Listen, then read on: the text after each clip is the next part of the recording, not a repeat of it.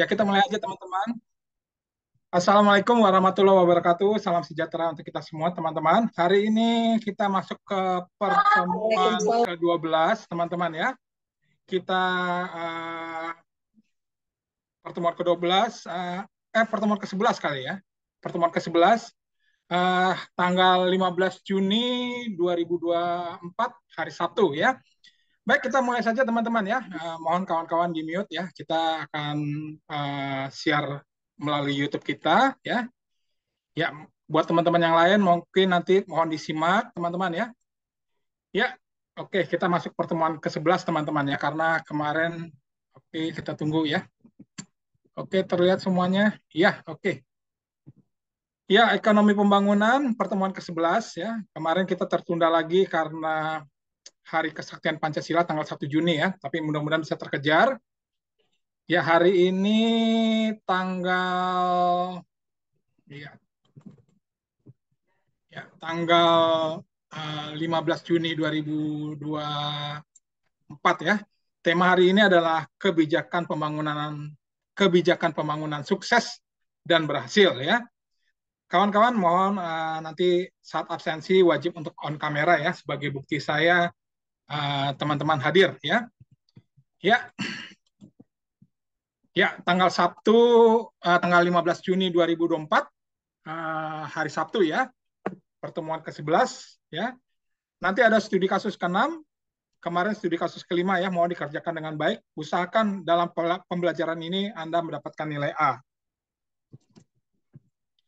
Ya, kita akan mulai saja kawan-kawan dalam ekonomi pembangunan pertemuan ke-11 ya. Ya, tentunya kawan-kawan, kebijakan pembangunan meliputi berbagai sektor ekonomi berkelanjutan ya. Tentunya pembangunan sangat dibutuhkan oleh setiap bangsa. Tentunya di bidang ekonomi merupakan unsur yang paling penting dan paling tepat dalam pembangunan ya. Tentunya di sini teman-teman kebanyakan negara berkembang saat ini lebih fokus bagaimana sekarang memperbaiki atau memperbaharui taraf hidup masyarakatnya atau bangsanya dalam usaha pembangunan ekonomi. Tentunya di sini melalui sistem perekonomian pembangunan ekonomi yang baik ya, yang terencana dengan baik, maka kita harapkan tingkat kemakmuran masyarakat akan semakin baik ya. Itu harapan kita.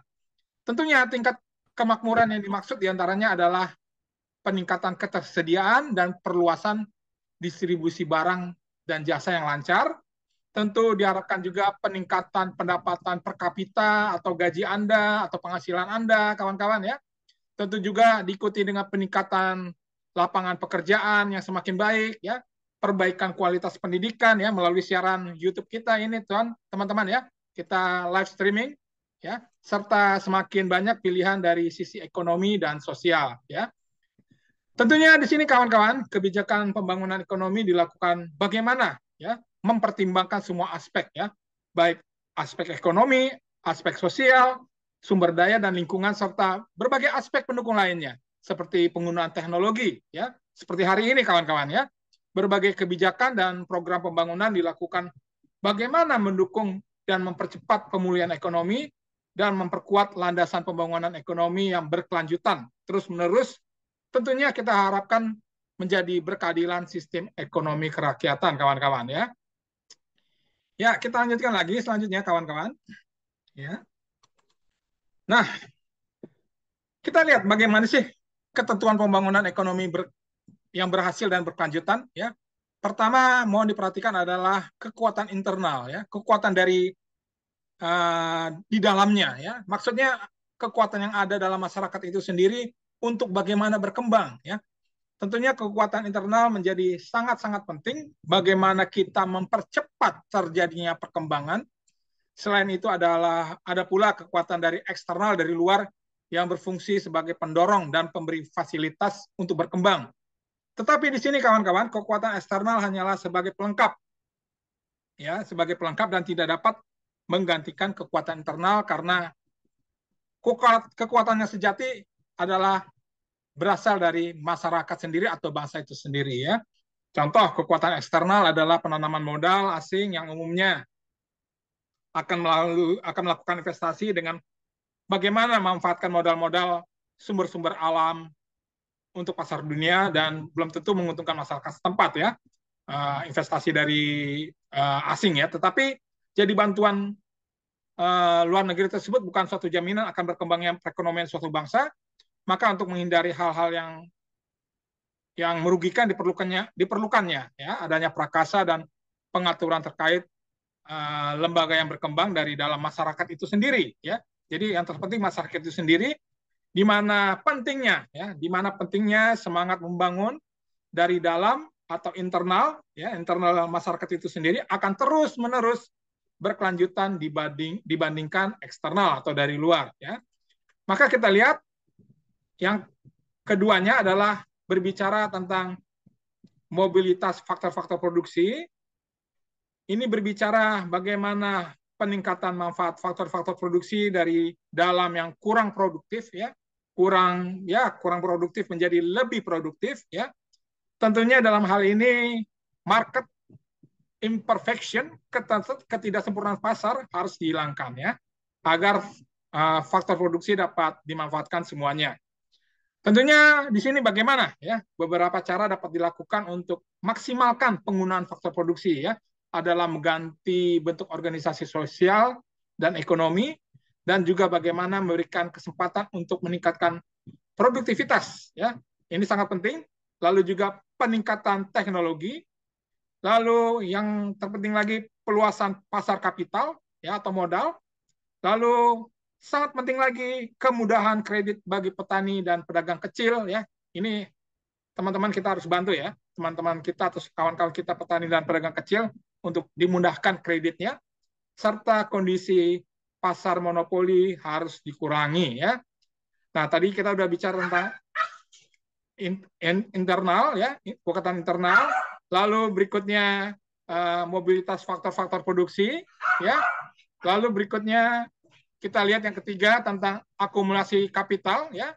Ini berbicara merupakan faktor penting dalam pertumbuhan ekonomi. Maksudnya akumulasi kapital dapat berupa kenaikan jumlah tabungan masyarakat yang nantinya akan dimanfaatkan atau berguna untuk tujuan-tujuan produktif.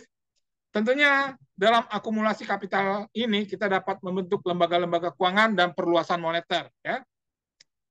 Selanjutnya kita lihat kawan-kawan, selain itu kita penting dapat membentuk struktur pasar yang kuat agar mempengaruhi mobilitas dan menyalurkan tabungan investasi yang bersifat produktif. Yang dimaksud dengan tabungan pemerintah adalah sisa pendapatan pemerintah setelah dipakai dalam pembiayaan pengeluaran pemerintah, sehingga sumber pendapatan pemerintah paling utama berasal dari pajak juga bisa dimanfaatkan semaksimal mungkin untuk kesejahteraan masyarakat ya. Ini penting sekali kawan-kawan ya. Nah, kita lanjutkan lagi kawan-kawan, slide berikutnya. Setelah itu kita lihat keempat adalah kriteria dan arah investasi. Ya, hal ini penting sekali dikarenakan bagaimana sekarang penentuan pola investasi mempunyai peranan yang sangat penting sekali kawan-kawan dengan penentuan laju pertumbuhan modal. Untuk itu, ya kita harus lihat negara yang sangat lambat atau terbelakang, hal yang harus dipertimbangkan tidak hanya besar kecilnya investasi, tetapi juga komposisinya ya. Maka kita lihat kriteria atau syarat-syarat ya, syarat-syarat kriteria yang harus diperhatikan dalam bagaimana kita mengalokasikan capital, antara lain penempatan investasi dengan perbandingan capital dan output ya, atau capital output ratio atau COR ya, yang rendah ya, produktivitas tenaga kerja yang tinggi, dan perbandingan antara ekspor dan investasi yang maksimal ya. Tentunya ekspor harus ditingkatkan, investasi semakin meningkat ya, produktivitas tenaga kerja sangat tinggi ya, sehingga ini membuat arahan ekonomi Indonesia ya atau ekonomi suatu negara semakin maju ya. Ini harapan kita kawan-kawan ya.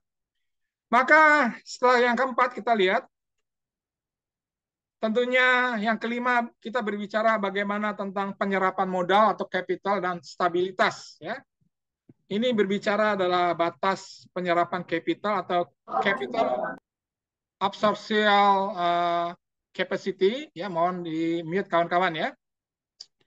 Kapasitas ini ditentukan oleh dua hal, yang tersedianya faktor produksi komplementer yang bekerja sama dengan capital, dan syarat yang diperlukan bagaimana kita untuk ya menghindari inflasi ya. Inflasi mungkin tidak bisa dihindari, tapi memperkecil inflasi ya, serta bagaimana kita mempertahankan keseimbangan neraca pembayaran internasional, yaitu ekspor kita bisa lebih surplus dibandingkan impor ya kawan-kawan ya.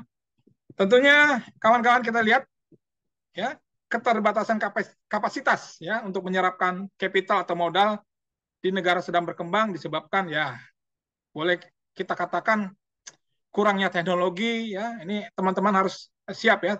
Artinya teknologi semakin berkembang ya. Anda harus tingkatkan kualitas SDM Anda. Lalu kurangnya tenaga ahli ya.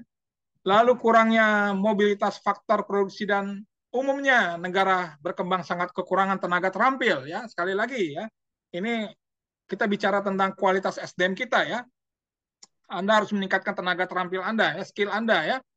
Kekurangan jumlah tenaga terampil pasti menyebabkan semakin banyak hambatan, rintangan, ya, persoalan dalam produksi. Sehingga di sini kita lihat, ya, produktivitas modal marginal atau marginal productivity of capital menurun. Nah, ini bahaya sekali ya.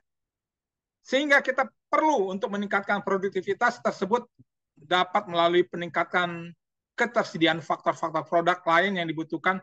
Dan kita harus bisa ya bagaimana mencari solusi untuk mengatasi rintangan atau hambatan dalam produksi tersebut sehingga kapasitas dalam menyerap kapital semakin tinggi ya. Ini harapan kita kawan-kawan ya. Maka selanjutnya kawan-kawan, keenam adalah nilai dan lembaga. Artinya yang ada maksudnya bahwa nilai dan lembaga bersifat non-ekonomi memiliki peranan yang tidak kalah penting dari kebutuhan baru ya, motif baru, metode produksi yang baru, serta pentingnya harusnya adanya perubahan lembaga yang ada dalam masyarakat. Ya, ini penting sekali ya. Anda harus ada perubahan lembaga dalam masyarakat bagaimana ya, disiplinan, profesional dan berbagai hal ya. Kawan-kawan, kita lihat ya, manusia dapat menguasai alam dan memanfaatkannya bagaimana memenuhi kebutuhannya, tetapi dalam pemanfaatannya harus tetap memperhatikan kelestarian dan kebudayaan ya. Kelestarian dan kebudayaan ini sangat penting sehingga dalam proses mengubah cara hidup lama harus berhati-hati kawan-kawan ya. Sebab setiap ada perubahan pasti ada dampaknya atau kompensasinya. Artinya di sini kita harus mengetahui terlebih dahulu kebiasaan lama yang harus diubah ya, seperti apa. Kemudian bagaimana cara mengubahnya ya. Karena dalam pelaksanaannya akan berdampak atau berpengaruh besar dalam perkembangan, baik kita berbicara dari sisi kemakmuran ekonomi maupun dari sisi kemakmuran sosial. Ya. Jadi kita harus lihat dari dua hal yang terpenting, ya, yaitu kemakmuran ekonomi maupun kemakmuran sosial. Nah, kawan-kawan, bagaimana kita lihat gambar selanjutnya? Ya, artinya teman-teman bahwa kita harus bersyukur ya bahwa pertumbuhan ekonomi Indonesia triwulan pertama 2024 ya. Kita lihat produksi domestik bruto PDB harga berlaku adalah 5,283,3 triliun ya rupiah ya. Lalu pertumbuhan produk domestik bruto kita lihat dari 2022 2024 ya. 2022 5,02, 5,46 ya, 5,73% ya, lalu 5,01%, 5,04%, 5,17%, lalu 2023 triwulan ketiga 4,94%, lalu triwulan berikutnya 5,04% dan terakhir adalah 5,11% ya teman-teman. Saya besarkan kembali ya. Lalu pertumbuhan menurut lapangan usaha ya, kita perhatikan teman-teman, di mana lapangan usaha ya, mungkin saya besarkan lagi, pertanian ya minus 3,5%, lalu pertambangan naik 93,1%, lalu apa ini saya kurang jelas lagi ya, mohon maaf ya, kita jelaskan lagi, pertambangan lalu pengolahan 4,13%, konstruksi 7,59%, lalu perdagangan ya 4,58% dan 7,02% lainnya ya. Lalu pertumbuhan PDB menurut pengeluaran ya bisa kita lihat ada 4,91 ya. Ini saya perbesar lagi kawan-kawan ya. Iya. Sebentar kawan-kawan ya, biar jelas. Konsumsi rumah tangga 4,91%, konsumsi dalam negeri kalau nggak salah ya 24,29%, lalu konsumsi selanjutnya 19,90% ya, dan seterusnya mohon dibaca kembali. Sehingga kita lihat teman-teman ada suatu hal yang bagus dalam beberapa pertumbuhan dan kontribusi PDRB menurut wilayah ya. Ini menurut Biro Pusat Statistik di mana Sumatera kontribusinya 21,85% dengan pertumbuhan 4,24%. Kalimantan memberikan kontribusi 8,19%. Sulawesi memberikan kontribusi 6,89% ya. Kalimantan pertumbuhannya 6,17% ya. Ini artinya cukup luar biasa ya. Sulawesi pertumbuhannya 6,35%. Maluku Papua memberikan kontribusi 2,62%, tetapi pertumbuhannya sangat tinggi 12,15%. Lalu Jawa kontribusinya ya hampir lebih tinggi ya 57,70%, dan pertumbuhannya adalah 4,8%. Lalu Bali Nusa Tenggara adalah 2,75% dan pertumbuhannya adalah 5,07% ya. Maka kita lihat artinya pertumbuhan dan menurut wilayah Pulau Jawa memberikan kontribusi terhadap perekonomian Indonesia sebesar 5,70% dengan pertumbuhan 4,8% ya. Tetapi walaupun Papua kecil tapi pertumbuhannya sangat tinggi ya. Mungkin kita perlu juga mendukung teman-teman kita, kawan-kawan kita, usahawan kita di Indonesia Timur agar bisa meningkatkan lagi ya. Meningkatkan lagi pertumbuhan dan kontribusi PDRB menurut wilayah provinsi masing-masing ya. Nah, kawan-kawan kita lanjutkan lagi. Iya, oke. Kita lanjutkan lagi slide berikutnya, kawan-kawan. Ya, tentunya perlu diperhatikan bahwa ada faktor-faktor yang dalam bidang sektor ekonomi yang harus diperhatikan, teman-teman. Ya, artinya kita perhatikan, teman-teman, yaitu kita lihat bahwa pendapatan per kapita adalah tipe investasi produksi, misalnya terjadi peningkatan proyek di sektor pertanian. Ya, kemarin saya bicara agar pertanian dan industri harus seimbang, sehingga dibutuhkan tenaga kerja yang banyak. Hal ini artinya investasi pada sektor pertanian akan meningkat, memberikan pendapatan sektor penghasilan di sektor pertanian tersebut. Ya. Tetapi jika kenaikan jumlah penduduk dan pendapatan sama besarnya, maka pendapatan per kapita kembali kepada tingkat semula. Ya. Lalu berikutnya, pendapatan nasional, kawan-kawan. Ini berbicara kenaikan pendapatan nasional belum tentu menguntungkan masyarakat ya seluruhnya, karena mungkin pendapatan tersebut hanya diterima atau hanya dinikmati oleh beberapa sektor atau golongan saja. Maka di sini Anda sebagai analis sarjana manajemen dalam bidang ekonomi pembangunan, bagaimana kita untuk meningkatkan pendapatan nasional yang harus diperhatikan, tidak hanya kita berbicara pendapatan per kapita, tetapi bagaimana distribusi pendapatannya bisa sesuai dengan dengan terserap di seluruh provinsi di Indonesia, kawan-kawan ya. Ya, kita lanjutkan lagi. Kita lihat berikutnya adalah faktor waktu ya. Faktor waktu adalah di mana pertimbangan terkait waktu juga sangat menentukan keberhasilan investasi, karena belum tentu tingkat keuntungan investasi produksi tekstil pada tahun kelima adalah yang maksimal. Mungkin saja tingkat keuntungan maksimal pada tahun ke-8 ya. Bisa terjadi, kawan-kawan ya.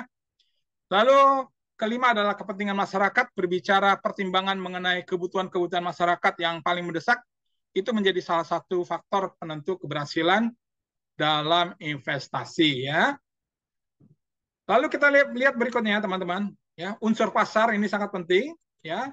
Artinya investasi tidak hanya tidak hanya ditetapkan ya atau ditekankan pada produksi saja, tetapi juga berbicara dari pasar produksi tersebut meskipun investasi efisien, tetapi ternyata di lapangan pasar kurang diperhatikan nih. Teman-teman harus bisa nih bagaimana nih agar market bisnis bisa berkembang ya. Maka di sini kawan-kawan investor mungkin saja akan terjadi atau mengalami kegagalan. Lalu ketujuh adalah titik pertumbuhan ya. Ini berbicara investasi sebaiknya diarahkan pada titik pertumbuhan, growing point ya. Karena umumnya posisi growing point adalah saat di mana ada keuntungan eksternal ya dari luar ya sehingga banyak membutuhkan capital dan mempunyai pasar luas ya. Seorang ahli ekonomi menyatakan Rostow berbicara tentang titik pertumbuhan dengan istilah sektor pertumbuhan primer utama ya. Artinya Rostow membagi 3 golongan sektor tersebut yaitu sektor primer yang menyebabkan pertumbuhan ya, tentu ya, sektor pelengkap dan sektor pertumbuhan sebagai akibat lanjutan yaitu perkembangan yang didorong oleh pertambahan penduduk dan pertambahan pendapatan ya. Sehingga kalau penduduk bertambah, diharapkan juga pendapatan masyarakat juga bertambah ya. Tapi bagaimana kita bisa membuka lapangan-lapangan usaha atau lapangan-lapangan bisnis pekerjaan sehingga ekonomi berjalan, ya, ekonomi bertumbuh dan tidak terjadi pengangguran. Ini sangat penting sekali. Nah, kawan-kawan kita lanjutkan lagi. Lalu yang ke-8 berbicara pertumbuhan seimbang adalah investasi pada titik pertumbuhan yang harus memperhatikan 2 pertimbangan ya. Yaitu pertama, teman-teman mohon diperhatikan kriteria neraca pembayaran dan produktivitas ya. Hal ini berbicara karena umumnya pada negara berkembang sering mengalami kesulitan dalam neraca pembayaran sehingga di sini arah investasi harus ada perbaikan ya neraca pembayaran dan bagaimana kita meningkatkan produktivitas ya. Lalu kedua adalah pertumbuhan seimbang ya, yaitu arah investasi seharusnya dilakukan pada semua sektor ya. Karena semua sektor tersebut saling melengkapi dan saling terkait ya. Terakhir adalah teknik produksi ya. Teknik produksi adalah teknik produksi dapat bersifat padat modal dan padat karya. Artinya jika pasar telah cukup luas ya, dari 2 kemungkinan, teknik produksi menimbulkan beberapa pendapat dalam beberapa hal pendapat menyatakan bahwa kemungkinan tersebut dapat digunakan dan menghasilkan suatu output dengan biaya serendah-rendahnya ya. Tetapi di sini kawan-kawan jika tenaga kerja tersedia banyak dan lebih murah daripada menggunakan mesin dan alat atau capital, maka sebaiknya teknik produksi dapat padat modal dan pada keadaannya sebaliknya menggunakan teknik produksi ya, produksi padat karya. Dari sudut distribusi pendapatan, investasi dengan metode padat karya akan lebih bagus dan lebih baik karena dapat meningkatkan pendapatan sebagian besar masyarakat yang berpenghasilan rendah ya. Jadi teman-teman perlu nih bagaimana kita melakukan pendapatan dalam distribusi tingkatkan, investasi dengan metode padat karya UMKM ya, usaha-usaha kecil ya untuk bisa bergerak ya sehingga masyarakat pendapatan rendah bisa terangkat, sedangkan dari sudut pendapatan negara investasi padat modal di sektor pertanian akan lebih baik karena dapat meningkatkan pendapatan per kapita. Ini penting sekali ya. Bagaimana kita meningkatkan pendapatan kapita dan pendapatan masyarakat ya dengan menggunakan modal, capital ya dan mesin-mesin yang digunakan dengan baik sebaik mungkin sehingga ekonomi kita bisa bertumbuh dengan baik ya. Nah, kita lihat gambar berikutnya. Artinya teman-teman, pemerintah sudah melakukan dengan baik ya melalui Bank Indonesia prospek ekonomi Indonesia 2024 bahwa menyampaikan prospek perekonomian domestik dalam pertemuan tahunan BI tanggal 29 November kemarin. Pertemuan itu dipaparkan sejumlah faktor pendukung ekonomi 2024 serta bauran kebijakan untuk mencapai prospek tersebut. Kita lihat pertumbuhan ekonomi kita harapkan bertumbuh di 4,7 sampai 5,5% ya. Kita harapkan juga nanti pemilihan atau sorry ya, apa transisi kepemerintahan ya dari Pak Joko Widodo menuju Presiden terpilih Bapak Haji Prabowo Subianto bisa berjalan dengan baik, ya. Lalu inflasi kita harapkan sekitar 2,5%, ya. Lalu pertumbuhan kredit 10-12%, pertumbuhan perbankan digital, ya artinya sangat tinggi sekarang 23,2%. Lalu transaksi e-commerce menghasilkan transaksi pendapatan keuangan sebesar 487 triliun ya. Ini yang diprediksikan 2024 ya, kita lihat 2024 ini berjalan dengan baik ya. Nah, kita lihat selanjutnya, artinya faktor pendukung perekonomian ya. Kita lihat peningkatan konsumsi dan investasi ya. Lalu pengendalian inflasi agar tetap rendah ya. Kenaikan gaji pegawai negeri sipil. Lalu pembangunan infrastruktur ibu kota negara Nusantara ya. Lalu penguatan ekspor komoditas Indonesia, pentingnya keberlanjutan kebijakan hilirisasi sumber daya alam, lalu ketahanan sistem keuangan dari dampak gejolak global ya. Sehingga Bank Indonesia sudah membuat bauran kebijakan ya, diantaranya bagaimana menjaga laju inflasi dan stabilitas nilai tukar rupiah agar tidak terpengaruh dengan berbagai gejolak global. Lalu perluasan kerjasama sistem pembayaran retail antar negara, ya, antar negara ASEAN melalui QRIS dan Bank Indonesia FAST dengan negara-negara ASEAN maupun negara Asia lainnya. Pentingnya kerjasama, teman-teman, ya, dengan negara Asia dan ASEAN, ya. Lalu mendukung pembiayaan bagi pertumbuhan ekonomi berkelanjutan dan pendalaman pasar uang, ya. Lalu pengembangan BI FAST yang terintegrasi dengan gerbang pembayaran nasional. Lalu pengembangan pusat data transaksi, pembayaran didukung teknologi kecerdasan buatan, artificial intelligence, ya. Lalu pentingnya membantu pengembangan UMKM untuk memperkuat ketahanan dan kebangkitan ekonomi nasional, ya. Sehingga di sini penting sekali ya dukungan teman-teman ya dalam prospek ekonomi Indonesia 2024 ya. Bisa kita lihat sebagai berikut.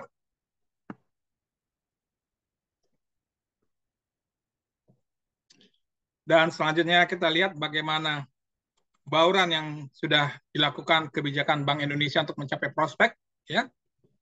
Lalu faktor pendukung perekonomian 2024, ya. Bisa nanti mau dibaca lagi, ya.